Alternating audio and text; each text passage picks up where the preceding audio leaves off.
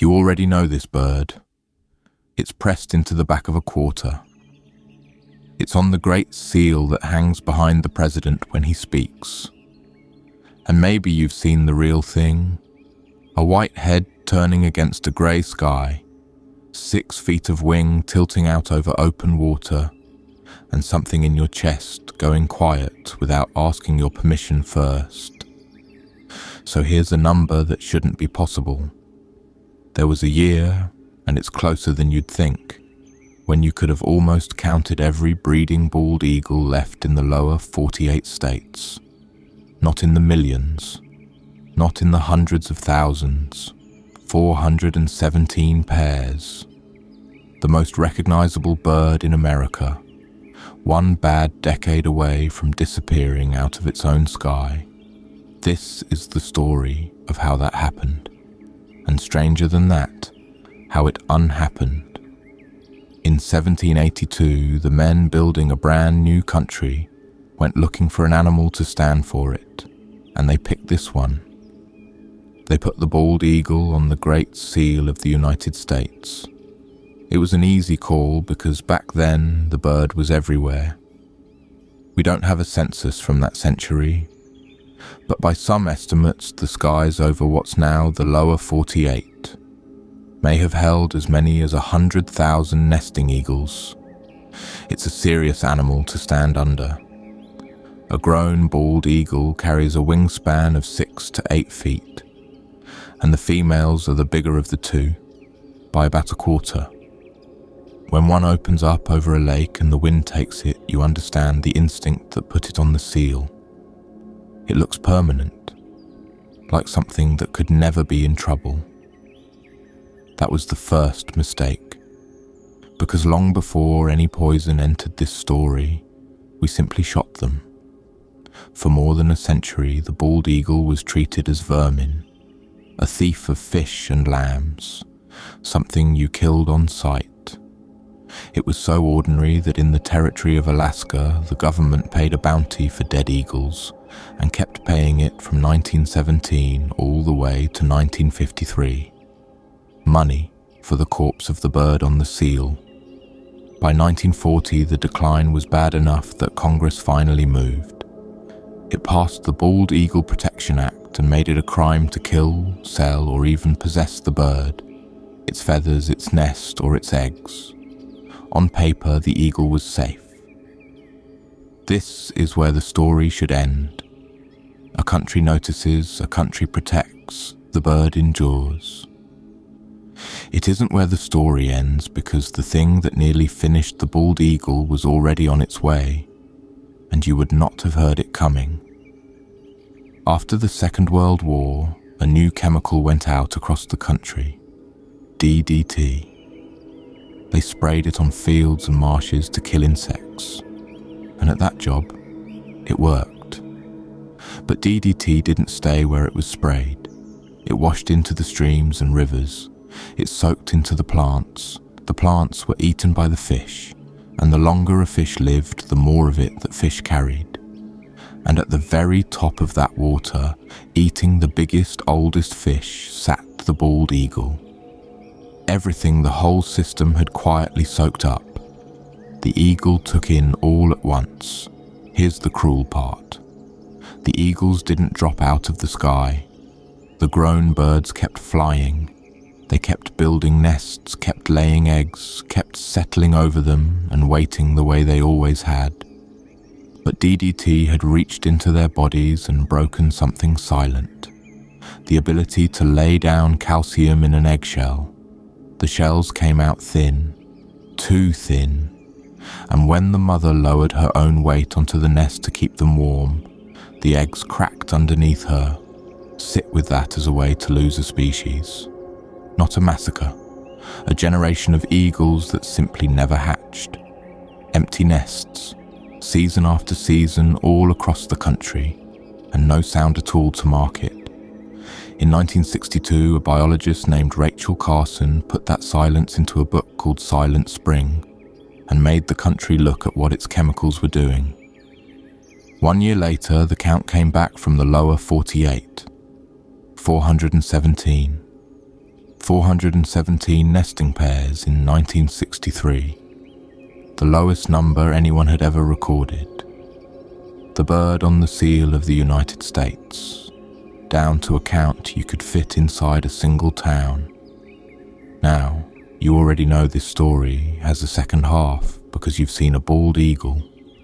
So the question worth sitting with isn't whether they came back. It's how, and how slowly, and how many hands it actually took. It started with the poison. In 1972, the United States banned DDT for most uses, and the invisible weight began, very gradually, to lift off the next round of eggs. But the ban was never going to be enough on its own. The bald eagle was placed under the protection of the Endangered Species Act. Its nesting territory was guarded. Biologists watched nests, raised chicks in captivity, and carried young eagles back into country the species had been gone from for years. None of it was fast. None of it made the news on any given night. It was just decades of careful, unglamorous work, repeated until it stopped failing. And slowly, the number turned. By 2009, the lower 48 were back to more than 72,000 individual eagles, around 30,500 breeding pairs. 2 years before that, in 2007, the bald eagle had already come off the endangered species list, its recovery treated as one of the clearest conservation wins the country had ever pulled off. But the number that really lands came later. Biologists flew survey routes across the lower 48 in 2018 and 2019, and when they finished counting, the estimate was 316,700 bald eagles, 71,400 nesting pairs. The population had quadrupled in about a decade. Hold those two figures next to each other for a second.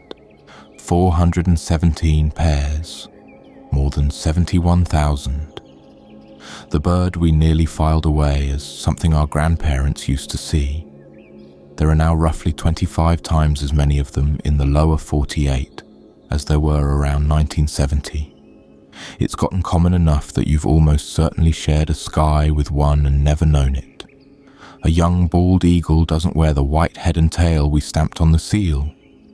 It spends its first years in mottled brown, easy to wave off as just another big dark bird. The white doesn't come in until around age 5. And if you want to know whether they've truly moved back into a place, look up into the tall trees. A bald eagle pair builds one of the largest nests of any living bird, 5-6 feet across, and a heavy one can weigh as much as a ton. The biggest ever recorded, down in St. Petersburg, Florida, was nearly 10 feet wide and 20 feet deep. That's not the nest of a bird hanging on. That's the nest of a bird that has decided to stay. It would be a clean place to end. But an honest comeback has a second half too, and the eagles aren't entirely out from under us yet. In 2022, a study in the journal Science tested more than 1,000 eagles across 38 states, and the result was sobering. Nearly half of the bald eagles, about 46%, showed signs of chronic lead poisoning, and more than a quarter showed acute, recent exposure. Not from a chemical sprayed on a field this time, but from fragments of lead ammunition left inside the carcasses and gut piles that eagles scavenge through the winter. Lead is a neurotoxin. Even small amounts dull a bird's balance and stamina, and the researchers estimated it's quietly shaving about 4% off the population's growth every year. The recovery is real. It just isn't finished, and the eagle still leans on the laws that carried it this far.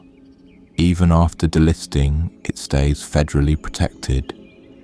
Which brings us to the strangest detail in the whole story, the one almost nobody knows.